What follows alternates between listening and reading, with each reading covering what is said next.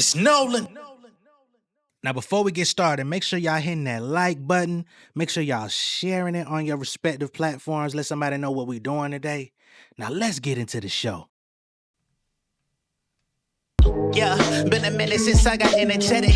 City full of my offspring, I feel like Emmett. Ain't from the shy, but I'm a Southside rapper. I'm dropping bombs since they hot 9-7. 211s in your neighborhood. Niggas cramp my style, feel like making good. Boy, I leave you stretched, Ace Hood with your face in the rug. Yoga flame, can't tell you what I done overcame. Just know some homies playing both sides, that lowest lane. Overthrow the king, fuck 'em. I got now a certified lover till I make a whole pipe down. Y'all know my style, I slide in, no nightgown. This cougar man, that ain't no lifestyle. Snatch funds like Brett Favre, plot like ex-cons on propane. Nigga throw flames like Reptar, I set forth new goals. I ain't picking up phones. I know this niggas on their call when they hear making shows. I'm switching my flows. Internet niggas thinking we homies. Seen a couple posts thinking they know me. Shit is below me, y'all shit is baloney. No one can say that they did this for me. Yo, my quest, y'all ain't even Jerobi. Dog, this is not the time or the place. I ain't trying to catch a case. Y'all smile in my face. It's honestly a disgrace. This sign on the waist, making me a good time to obey. I said yes, pumping your brakes, but somebody get sprayed, nigga. What's going on, beautiful people? It's the kid J Nolan here. Welcome back to another episode of Inside the Industry, your number one source for music, entertainment, commentary, and breakdowns. Hope everybody's doing well out there this evening. In this video, we're going to be getting into the online chatter that's surrounding the new J. Cole song. Y'all know Diss 2 Track 2 that J. Cole randomly dropped the other day. On the very same day that he announced that the Fall Off is coming.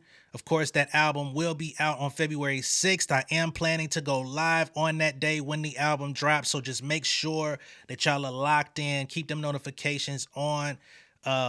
If you got to turn the notifications off and turn them back on, do what you got to do. Just make sure you in the building with us when we go live. All right. You know, I don't do it very often, so it's got to be a special occasion. But of course, with this 2 Track 2 record that's floating around, we still don't even have an official title for it. Of course, there's a bar in that song that's caused a lot of conversation. Even when I heard it the first time, I had to stop for a minute. I had to stop in the name of love, you know what I'm saying? And I mean the original, not no. But you know, I'm like, hold on. What's going on here? What is this signed to my idol so-called rap king thing? But right when I heard it, it had already clicked to me. You know what I'm saying? I'm like, I made a joke out of it, and I knew that people were going to look deeper into it because that's just what we do as listeners. And of course, as an orator, as a writer, as a lyricist, I don't think there's any way that J. Cole could have put that down without people thinking people were going to get into it. But personally, I don't think it's a diss. A lot of people do. A lot of people feel like there is complete dissension between J. Cole and Jay-Z, right? There's some people out there that feel like J. Cole and Jay-Z have never been on the same page, right? Even if you listen to the Invincible podcast, which I'm not even sure if it's still available, but for those of y'all that did listen to it, I know I did. J. Cole definitely detailed a bit of their relationship, and it was kind of like J. Cole was consistently, especially in the early days, a bit confused about Jay. You know what I'm saying? Because when he would see him, it would be like love, but Jay wasn't eager to put out the Sideline Story, the first album, right? And unfortunately, it was because Cole didn't have a hit record. And of course, Jay-Z's coming from the traditional music business mindset of, you know, this is my first official artist on Rock Nation. I need to make a big splash with this artist. And of course, first official new artist, because Rihanna was grandfathered in, you know, once she came over. But J. Cole was the flagship nigga. Even Wale was just under management. He wasn't on the artist side, the label side, right? So they wanted to make sure that he had the right record to hit the ground running, to create a successful album, because he didn't want, just to keep it a buck, he didn't want J. Cole to be Memphis Bleak. Shout out to Bleak. I fuck with Bleak. I'm probably one of the niggas that listen to Memphis Bleak the most in 2026. I still play Coming of Age album. I still play Made album. I still listen to 534. He got a new project he dropped a year and some change ago. That shit was straight. So that's no diss to Bleak. I follow Bleak on Twitter and IG. But he didn't want his career to be that of Bleak's. You know what I'm saying? Because Bleak was ultimately always under the Jay-Z shadow. They had kind of put the expectation that he was going to be the next Jay-Z. And since that idea never materialized, his skill set never got to that level. His hit-making ability never reached that capacity. So then after a while, Bleak just got looked at as Jay-Z's little man for the rest of his career. Bleak could be in my will somewhere, you know, that type of thing. Cole, on the other hand, didn't grow up under Jay. This was somebody who he wanted to be signed to him forever. But at the same time, they didn't know each other like that. So that relationship was never going to get to that space, right? So again, in that inevitable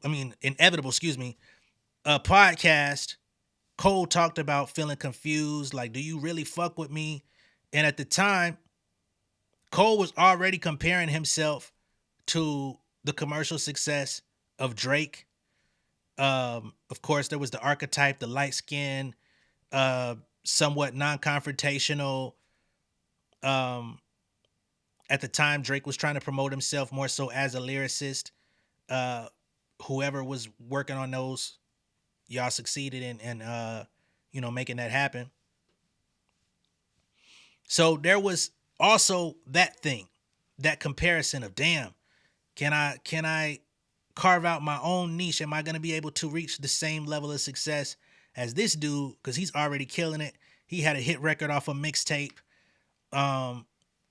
He's got the whole industry bowing at his feet, the whole nine. So not only was Cole comparing himself to that, but Jay-Z inevitably was comparing J. Cole to that, right? He detailed once upon a time when Jay asked Drake to basically give Cole a hit. You know what I'm saying? Like, when you gonna get one with my guy right here, man? You out here giving out the stimmy. Shit. We need some of that.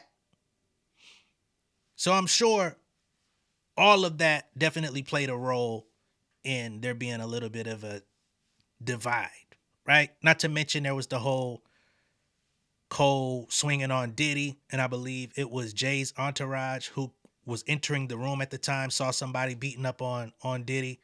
So they proceeded to like stomp J. Cole out till they figured out who he was, and it's like, oh shit, my bad. It could create some bad blood, I ain't gonna lie. But do I think it's beef? No. Do I think Jay-Z is still a huge influence on him? Absolutely. There's not a J. Cole album that I've heard that doesn't reference Jay in some form or fashion. So the adoration is still there, but their personal relationship, I don't know.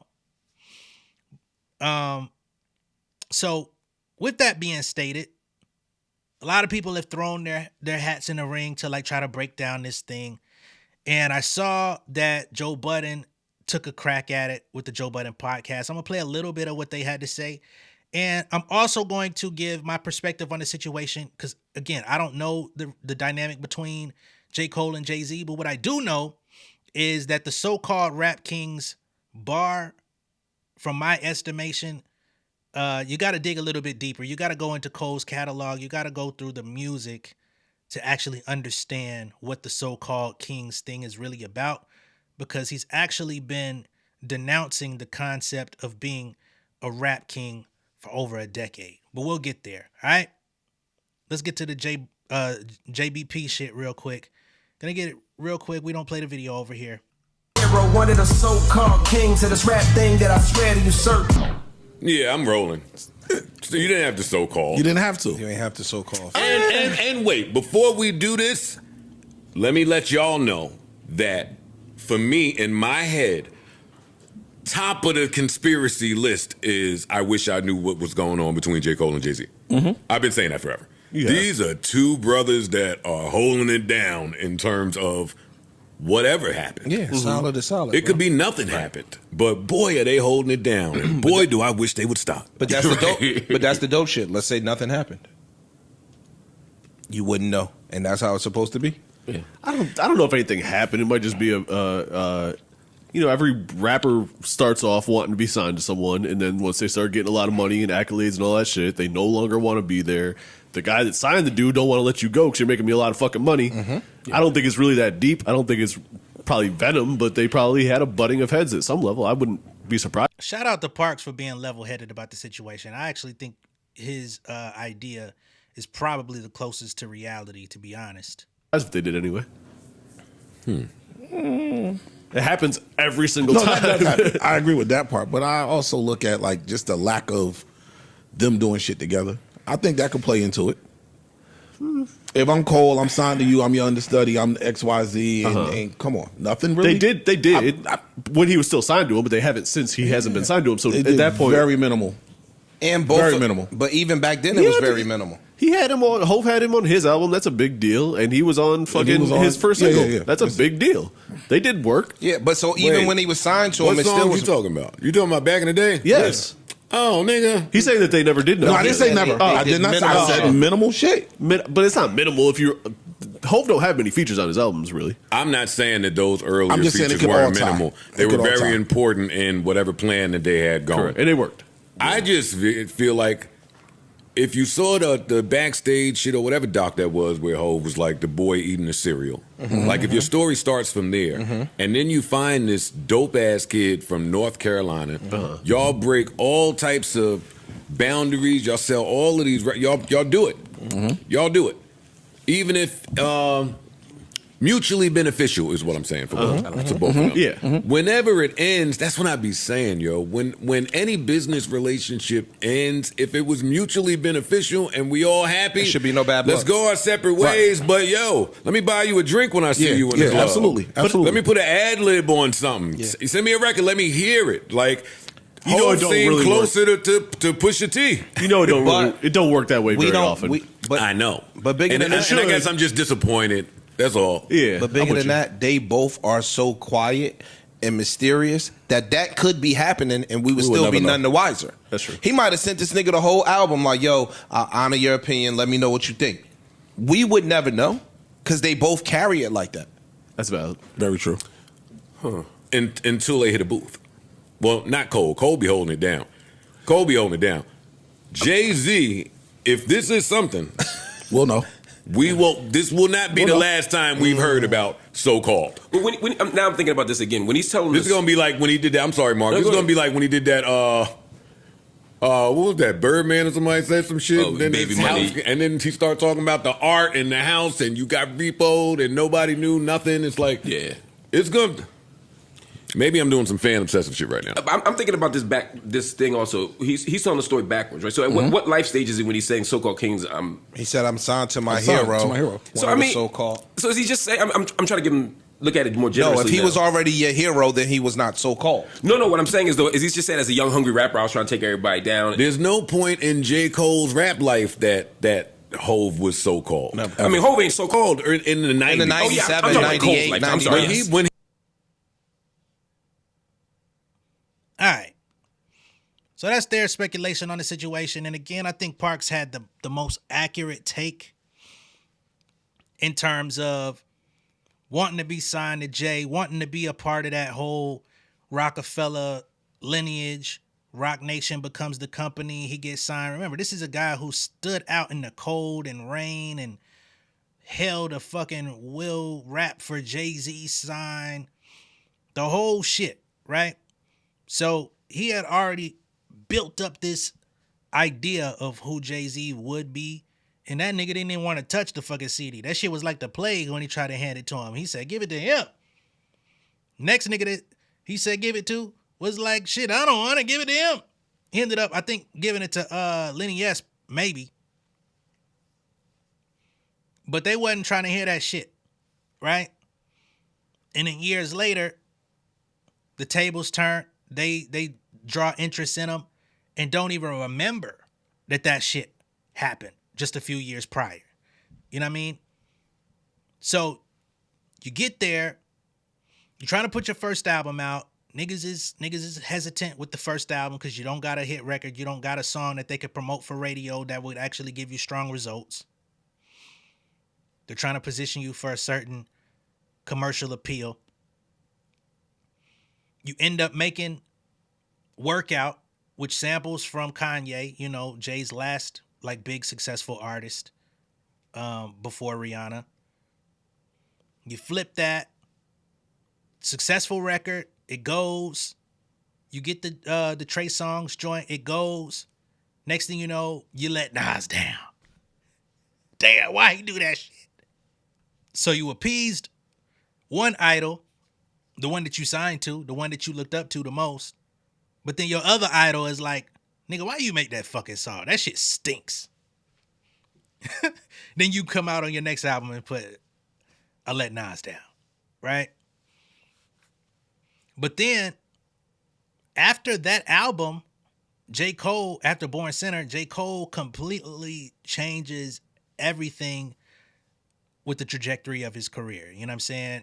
He's growing his hair out.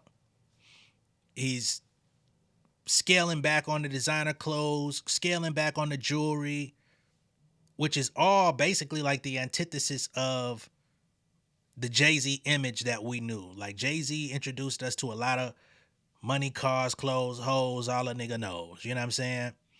And a lot of people have shitted on him for that without looking into the deeper records in his catalog, which I challenge anybody that claims they don't like Jay-Z to listen to those records. But to progress the story, you get 2014 Forest Hills Drive, which is J. Cole going back home to Fayetteville, North Carolina, getting back rooted with his old house, doing outreach in the community back home. He goes back to his old school and documents that shit. So he's now distancing himself from the industry. He's building his own infrastructure. Dreamville is finally becoming a real thing. Although Dreamville was always a logo on the albums, there was nobody else there other than Omen and fucking who's the other nigga that was with him from day one? And fucking Boss was there, but he wasn't really there. Cause Eve manages him, and that's his little brother. So it's really just like Omen. So now Dreamville is starting to become a new thing, become a real thing, I should say. He's building his own company. He goes off and gets, I think Dreamville was it initially distributed by Sony? No, they've been distributed by Interscope the whole time. All right, I thought they did a trial run with Sony. But anyway, so he goes off and gets distributed by Interscope. He's building a roster. And he's kind of like the big homie of his own crew now. Like, he's no longer like looking to Jay for guidance, no longer looking at Mr. Nice Watch. You know what I mean? He's the big homie of his own circle. So I think at that point, he started to realize, like, yo, I really don't need Jay no more. Like, you introduced me to the game. You took me on my first tour. You gave me my first major feature. You gave me guidance on my first album, which, again, like I say, I still don't really care for that album, although there are some really good records on there. He didn't really find his footing musically till a bit of Born Sinner. Born Sinner is still a good album, but it wasn't as big of a moment as it could have been. 2014 is of course, the aha moment. And at that moment, he also did it himself. So it's like, all right, I really don't need you no more.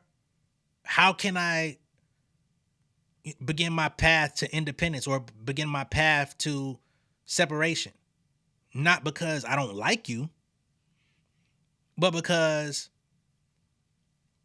our relationship has pretty much run its course. We can still be cool when we see each other, all that good shit. But I'm ready to be my own Jay. And it took him a few years and a few more albums to work himself out of that initial deal. You know what I'm saying? And then eventually Jay sold him his masters back, but it cost him like $3 million. Some people try to draw some sort of issue with the $3 million, but you tell me how many artists regained their masters back in their first 10 years. It's not very many. You could count probably on two hands. You know what I mean?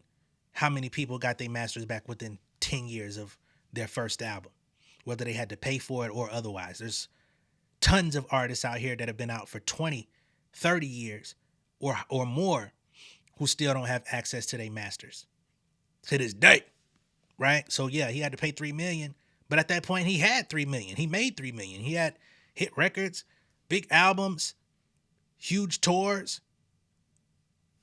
So he was able to do it. Of course, $3 million ain't nothing to scoff at, but at least he had the ability to do it, just like Rihanna bought hers back. And he saluted Jay and said that he didn't have to do it because a lot of people, like I said, don't get the opportunity to do so. So now, with all that being stated, let's go back to, what year is this? 2014. And we're going to go to the lyrics or the words from Fire Squad because, like I said earlier, J. Cole has been questioning the concept of rap kings since back then. So for him to say so-called rap kings today is not so much a surprise because, again, he's been kind of questioning this idea. And I think it's very important that I do this because I'm one of the very people who actually, came to the front with the whole Jodeci freestyle being the original first-person shooter and all of that. And some people definitely ain't like the light that put J. Cole in. So if I could go back 12, 13 years for that, I could definitely go back 10 to 12 years for this because it's just as relevant, just as impactful. So here you got verse 3 on Fire Squad. All right, so he says, listen, history repeats itself and that's just how it goes. Same way that these rappers always bite each other's flows. Same thing that my nigga Elvis did with rock and roll, Justin Timberlake, Eminem, and then Macklemore. While silly niggas argue over who gonna snatch the crown, look around, my nigga, white people have snatched the sound. All right, so he says, while we argue about who gonna snatch the crown, look at these white motherfuckers that are coming into the game, taking our sound, moving about freely, and becoming the actual so-called kings. Now, that didn't actually happen the way he was analyzing it, but it was definitely something that was going on. This year, I'll probably go to the awards, dapper down, watch Iggy win a Grammy as I try to crack a smile, right? So he's like, shit, I'll probably fuck around and go to the Grammys this year, and she gonna get the motherfucking hip-hop album of the year instead of somebody like myself. Now, I don't think J. Cole has that award in his catalog, but neither does Iggy, right? But he was just painting a picture. I'm just playing, but all good jokes contain true shit. Same rope you climb up on, they hang you with. But not Jermaine, my aim too sick. I bang, nigga, I came to bring the pain. My brain too quick. You see how I maneuver this game? I ain't stupid. I recognize that life is a dream and I dream lucid and break the chains and change minds one verse at a time and claim 2-6, which the album will be out on 2-6. And fuck it, if the shoe fits, who's the king? Right? Who's the king? He then goes into a monologue at the end. We all kings.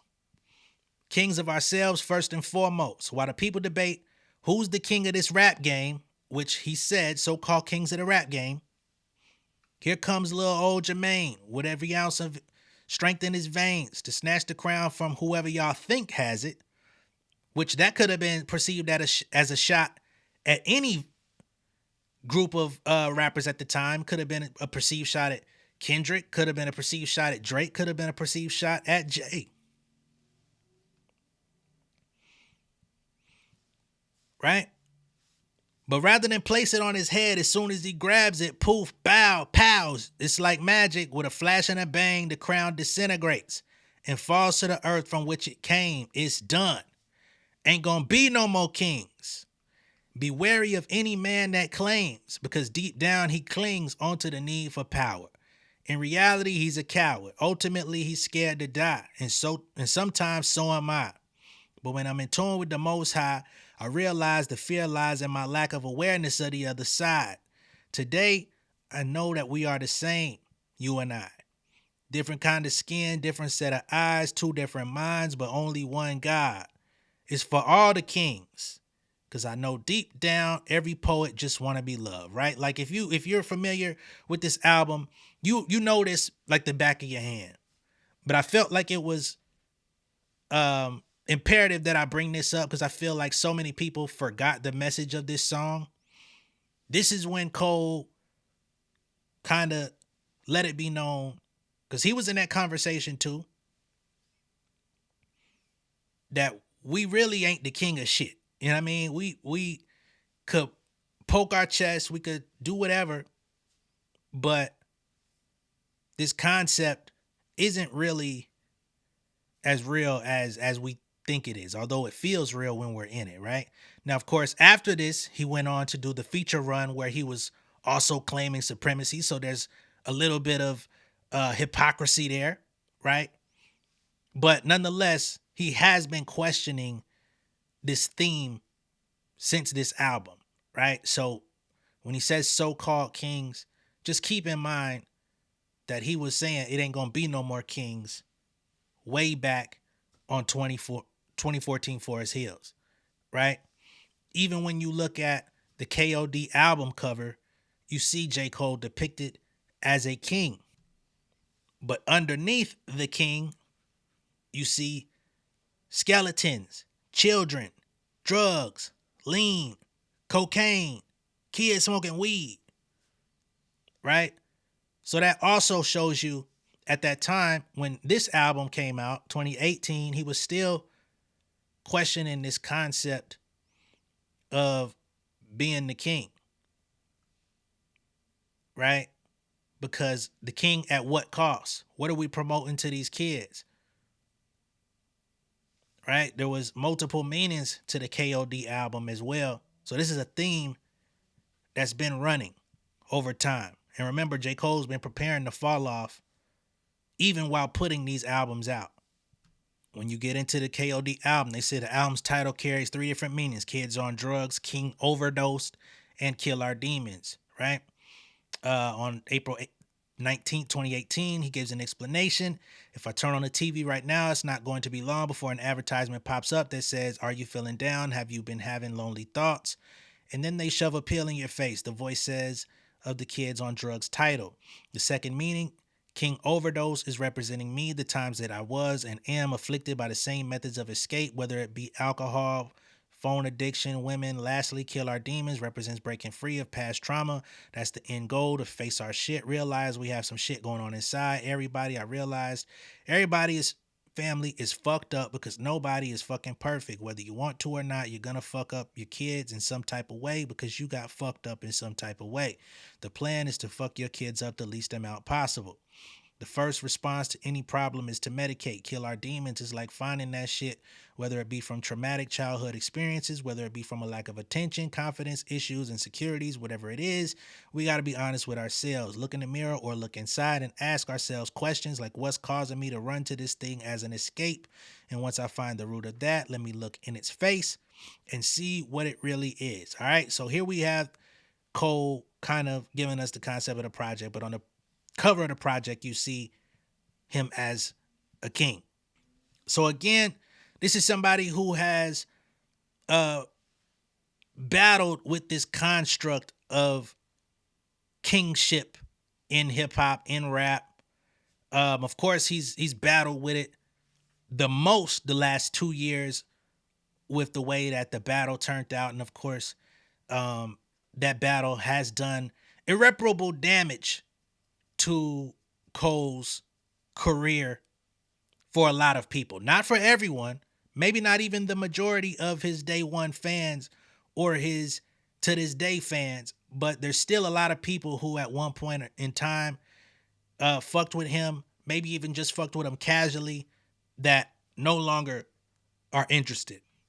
And unfortunately, his ego got the best of him in that situation, wanting to be the number one guy, or at least having the audacity to try to state that he was, and then a week later being like, nah, man, this really ain't me, right? I had too much dip on my chip and I'm finna get clipped, so please accept my apology, pimp. You know what I mean? And it turned out the way it turned out. But I do want to give Cole the benefit of the doubt that bar on Diss 2 Track 2 wasn't necessarily a diss, but more so a callback to something that he's been planting the seeds for in his music, all right? Let me know what y'all think down below in the comments. Be sure to like and share this video. If this is your first time seeing me on YouTube, go ahead and subscribe to the channel, become an insider. And one thing I will say, although I haven't been in much agreement with Joe Budden in recent times, if Jay-Z does have an issue, it will eventually be addressed on a verse. He may not drop an album anytime soon, but you can bet when he gets back in the booth, there's a lot of shit that he probably will address. And if it's an issue with that so-called Rap Kings thing, he'll mention it and we'll know. But again, I'll see y'all later. Much love and respect, y'all. Peace.